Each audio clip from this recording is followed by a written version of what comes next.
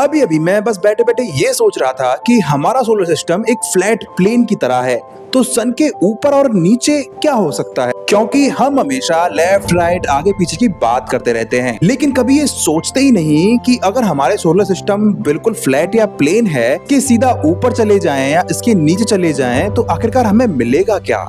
तो बेसिकली सबसे पहले ये समझना बहुत जरूरी है कि सन के ऊपर और नीचे स्पेस खाली ही नहीं है। हमारा पूरा सोलर सिस्टम एक बहुत बड़े बबल के अंदर मौजूद है, जिसे हम हेलियोस्फीयर भी कहते हैं, और इसके बाहर निकलते ही इंटरस्टेलर स्पेस शुरू हो जाता है। लेकिन इंटरेस्टिंग बात तो ये है कि इसके बाद भी सब कुछ खत्म नहीं होता।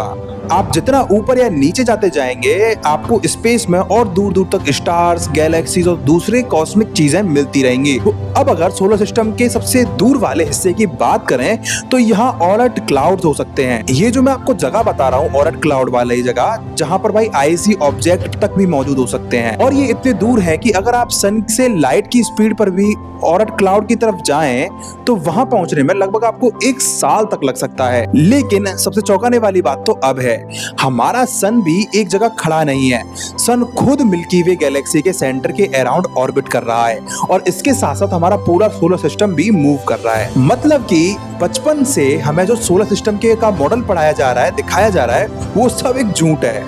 एक जगह सन खड़ा है और उसके चारों तरफ प्लैनेट्स घूम रहे हैं।